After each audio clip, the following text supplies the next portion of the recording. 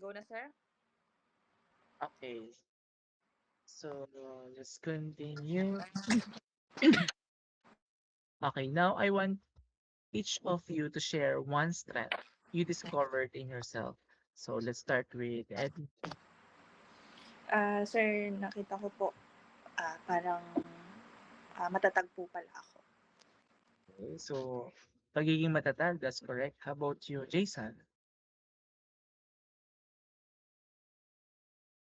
Nakamute ka, Sir Jason.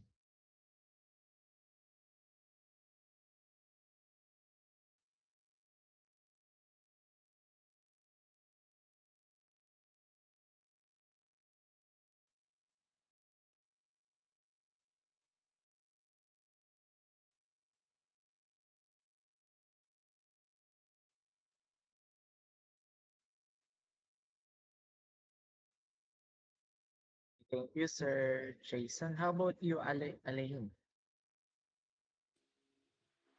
Ah, natutunan ko po na sa sarili kong kaya ko po palang mag-open.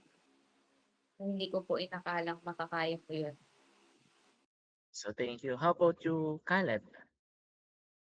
Sir, ako po, nalaman ko po na kaya ko pa rin po pala magtiwala po sa ibang tao po. So those are real strengths. Hindi lahat ng tao ay kayang gawin yan. Halimbawa, si Edmin na panatilihing maging matatag. Si Lorraine na kaya pala maging open up sa ibang tao. Si Caleb na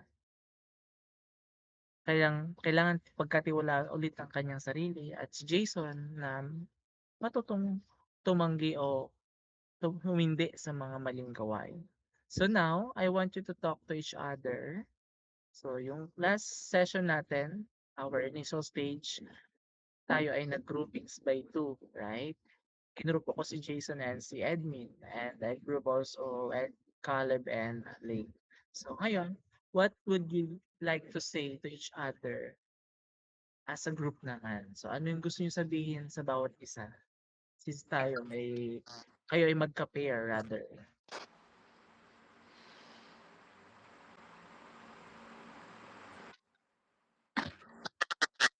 Ay, oo nga pala. Nagbakal din ako.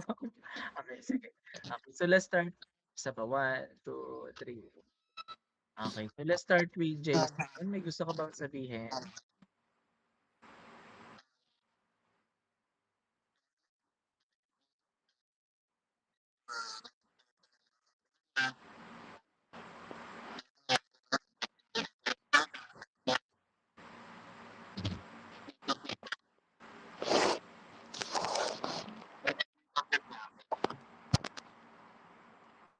Ulitin mo, sir, mag-mute ako.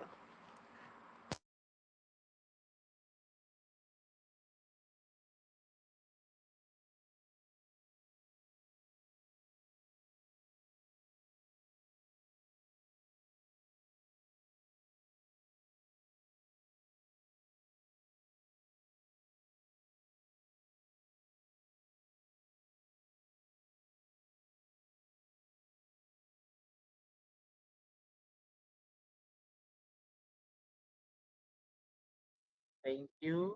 How about you, Ed? Thank you rin po, Sir Jason. Salamat po kasi nung panahon na nag-open po tayo na group, nakinig po kayo sa mga masasamang nakaraan ko at hindi nyo po ako hinusgahan. Salamat kasi mas naging matapang ako ng dahil po sa grupo po natin. Yeah, yan. Thank you, Jason and Edmin. How about Lorraine and Caleb? Let's start with Lorraine. Gusto ko lang pong sabihin na nandito lang po kami, Sir Caleb, na hindi ka nag-iisa. May mga pagkakataon na lagi ka namin papakinggan sa oras na kailangan mo ng masasagad. So, how about you, Caleb? Maraming salamat po sa inyo. Malaking tulong po sa akin na naiintindihan niyo po ako at asahan niyo din po na nandito rin po ako para makinig po sa mga problema or mga pinagdadaanan niyo po. So, thank you. So, tatanungin ko kayo, ano yung ginawa natin ngayon, yung sharing na yan? So, ang tawag dito is group support dialogue, wherein lahat kayo, napakinggan natin yung bawat isa. Ibig sabihin, we listen, we understand, and we accept each other. Okay? So, let's create a simple plan before we end our session. When I feel overwhelmed, sabihin nyo lang, uh, I will breathe slowly. Second, I will talk to someone I trust.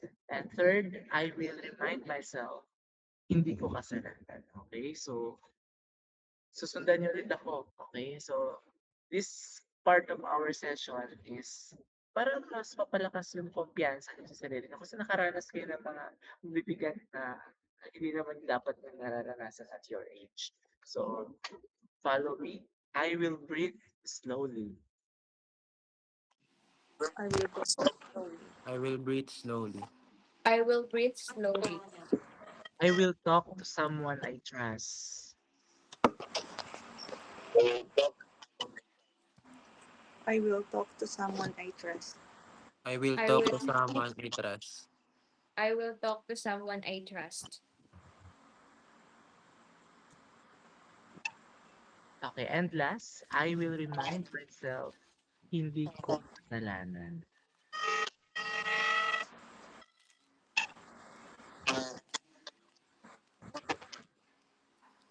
I will remind myself, hindi ko kasalanan. I will remind myself, hindi ko kasalanan. I will remind myself, hindi ko kasalanan. Okay, so can you commit to trying these three? Yes po. Yes po. Yes po. So thank you. So before we end, I want each of you to answer what give you hope right now. Let's start with Edmund. Again, what gives you hope right now? Yung fact na meron po palang nakakaintindi sa akin, sir. So thank you. Then how about Jason?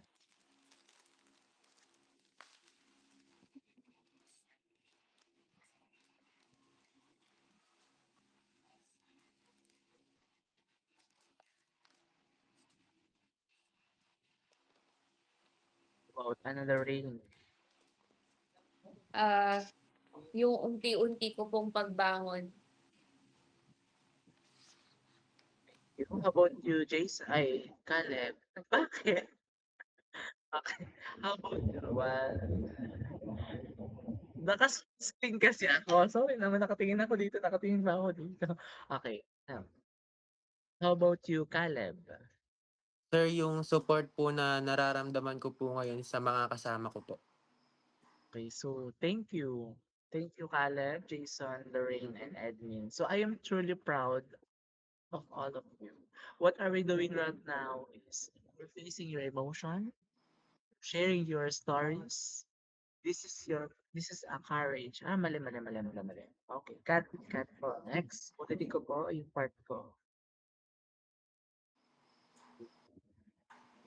Okay, so thank you, Jason, Lorraine, Edmi, and Caleb. So I am truly proud to all of you. What we're doing right now is you're facing your emotion, your own stories. You have the courage. Just remember, you are not alone. You are not to blame, and healing is a possible.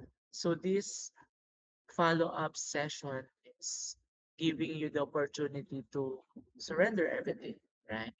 So, my door is always open for all of you. And I hope pag nagkita tayo sa school, or ay makita ko na kayo masaya. Na kayo fully developed and confident. Maliwanag ba yun? Yes po, sir. Thank you Yes po. po, sir. Thank you po. Thank you po, sir. Okay, so thank you. Goodbye. You may leave the room. Lilip na talaga. Malilib na. Mamaya na kayo mag... Okay, so wala na tayong idadagdag. Yun na po yun. Oo, sige sir.